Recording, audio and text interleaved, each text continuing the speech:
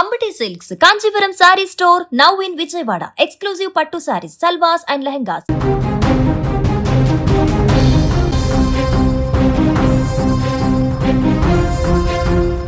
పశ్చిమాసియాలో తీవ్ర ఉద్రిక్త పరిస్థితులు నెలకొన్నాయి. అమెరికా, ఇజ్రాయెల్ సంయుక్తంగా జరిపిన మెరుపు దాడిలో ఖమేనీ హతమైనట్లు ఇరాన్ అధికారికంగా ధృవీకరించింది. దీంతో పశ్చిమాసియాలో విపరీతమైనటువంటి ఉద్రిక్త పరిస్థితులు ఇప్పుడు పతాక స్థాయికి చేరుకున్నాయి. తన నాయకుడి మరణానికి ప్రతీకారంగా ఇరాన్ వందలాది డ్రోన్లు, మిసైళ్లతో ఇజ్రాయెల్ పైన విరుచుకుపడుతుంది. ఇక డ్రోన్లతో ఏ రకంగా అంటే గతంలో మనం చూసాం, హమాస్ ఇజ్రాయెల్ పైన దాడి చేసినప్పుడు ఎంత దారుణమైనటువంటి పరిస్థితుల్లో ఆ యొక్క పారాషూట్ల సహాయంతో, డ్రోన్ల సహాయంతో విరుచుకుపడి ఏ రకంగా దారుణమైనటువంటి హింసకు పాల్పడ్డారు. ఇప్పుడు అదేటువంటి స్కెచ్తో ముందుకు వెళ్ళబోతున్నట్టు కనపడుతుంది. అటు జెరూసలేం నుంచి ఇటు టెలవీవ్ వరకు ఎక్కడా చూసినా కూడా సైరన్ల మోత, పేలుళ్ల శబ్దాలతో యుద్ధ వాతావరణం నెలకొంది. జెరూసలేం, టెలవీవ్, హైఫా వంటి నగరాలే లక్ష్యంగా ఇప్పుడు ఈ దాడులు జరుగుతున్నాయి. గగనతలంలో ఎర్రటి వెలుగులు చిమ్ముతూ దూసుకువస్తున్న డ్రోన్లను చూసి జనం భయాందోళనకు గురవుతున్నారు. ఎక్కడ ఏ క్షణాల్లో ఆ డ్రోన్లు మీద పడి పేలుతాయో తేలినటువంటి ఆందోళన పరిస్థితుల్లో ప్రజలందరూ రోడ్ల మీద కాలం గడుపుతున్నారు. ఇజ్రాయెల్ ఉత్తర ప్రాంతాల్లో ప్రజలను సురక్షిత ప్రాంతాలకు ఇప్పటికే తరలించారు. ఇరాన్ దాడులను తిప్పికొట్టేందుకు ఇజ్రాయెల్ కూడా తన ఐరన్ డోమ్, ఆరో వంటి అత్యాధునిక రక్షణ వ్యవస్థలను యాక్టివేట్ చేసేసింది. జెరూసలేం ఆకాశంలోకి ప్రవేశించిన డ్రోన్లను ఇజ్రాయెల్ రక్షణ దళాలు గాల్లోనే పేల్చివేశాయి. ఇజ్రాయెల్ ఎయిర్ ఫోర్స్ నిరంతరం గగనతలాన్ని పర్యవేక్షిస్తుంది. ఏ ఒక్క డ్రోన్ కూడా జనసాంద్రత ఉన్నటువంటి ప్రాంతాలలో పడకుండా జాగ్రత్తలు తీసుకుంటున్నారు. అటు ట్రంప్ ఈ విజయాన్ని ఇరాన్ ప్రజలకు దక్కిన గొప్ప అవకాశంగా అభివర్ణించగా, ఇరాన్ మాత్రం ఈ నేరానికి ఇజ్రాయెల్ భారీ మూల్యం చెల్లించుకుంటుందంటూ కూడా హెచ్చరిస్తున్నట్లు కనిపిస్తుంది. ఏదేమైనా కూడా ఖమేనీ మరణం తర్వాత, ఖమేనీ హతమైనటువంటి తర్వాత ఇరాన్ మరింత రెచ్చిపోతూ ఇప్పుడు ఇజ్రాయెల్ పైన దూకుడు వ్యవహరిస్తుంది. తమ దగ్గర ఉన్నటువంటి అన్ని రకాల ఆయుధాలను ఇప్పుడు వినియోగించడానికి సిద్ధమైనట్టుగా కనపడుతుంది.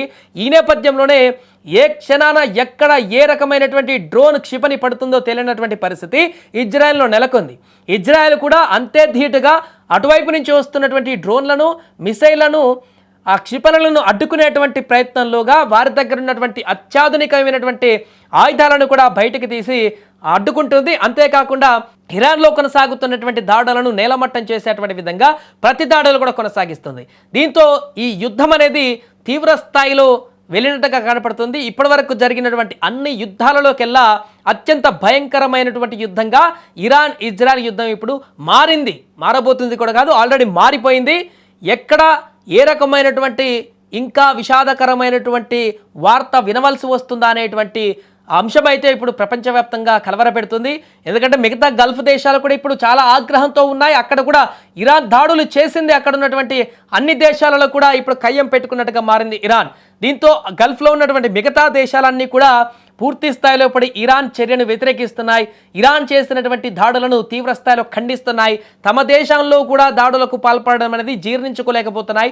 దీంతో వారు కూడా ఇరాన్ కనుక తోక జాడిస్తే ఇరాన్ అంతు చూసేందుకు సిద్ధమవుతున్నట్టుగా కనపడుతుంది. దీంతో ఇప్పుడు ఖమేనీకి వారసత్వంగా ఖమేనీ రెండవ కుమారుడిని కూడా సుప్రీంగా ప్రకటించారు కాబట్టి ఆయన నేతృత్వంలో ఇప్పుడు ఇరాన్ మరింత భీకరంగా దాడులు చేసేందుకు సిద్ధమవుతుంది. మరి అమెరికా, ఇజ్రాయెల్ ఇప్పటికీ ఒక సుప్రీంని హతమొందించాం కాబట్టి ఇరాన్కి ప్రజలకి కొత్త సుప్రీంని ఎంచుకునేటువంటి అవకాశం లభించింది. ఇరాన్ ప్రజలకి స్వతంత్రం లభించిందని చెప్పుకుంటున్న తరుణంలో మరొక సుప్రీంని అక్కడ ఎన్నుకోవడం పట్ల అమెరికా, ఇజ్రాయెల్ యాక్షన్ ఏ విధంగా ఉండబోతుంది? ఆ సుప్రీంను కూడా హతమొందించేటువంటి విధంగా కార్యాచరణ రచిస్తుందా? ఆ రకమైనటువంటి ప్రయత్నాలు కొనసాగిస్తుందా? ఆ రకంగా కొనసాగితే మరలా ఎలాంటి పరిస్థితులు ఎదురవుతాయనేటువంటి అంశమే ఇప్పుడు తీవ్ర ఆందోళనకు గురి చేస్తున్నాయి. ఏదేమైనా కూడా ఇరాన్ ఇజ్రాయెల్ మధ్య నెలకొన్నటువంటి ఈ యుద్ధ వాతావరణం అయితే తీవ్ర స్థాయికి చేరుకుంది. పూర్తిగా దాన్ని నిలువరించలేనటువంటి పరిస్థితులకు చేరిపోయింది. ఐరాస అధ్యక్షుడు ఇప్పటికీ మొత్తుకుంటున్నా మిగతా దేశాలు ఇన్వాల్వ్ కావాలి, సామరస్యపూర్వకంగా చర్చలు జరగాలి, యుద్ధాన్ని వెంటనే ఆపాలంటూ చెప్తున్నా కూడా ఐరాస మాట వినేటువంటి పరిస్థితి కూడా ఇక్కడ కనిపించట్లేదు. పూర్తిగా చేతులు దాటిపోయింది యుద్ధ వాతావరణం అనేది. ఏదో ఒకటి చావో రేవో తేల్చేదాకా ఇది పులిస్టా పడేటువంటి పరిస్థితి అయితే కనిపించట్లేదు. ఏదేమైనా ఇరాన్ ఇజ్రాయెల్ మధ్య నెలకొన్నటువంటి ఈ భీకరమైనటువంటి దాడులలో తాజాగా ఎలాంటి అప్డేట్స్ వస్తాయనేటువంటి ఒక ఆందోళన వాతావరణం అయితే ఇప్పుడు అక్కడ నెలకొంది.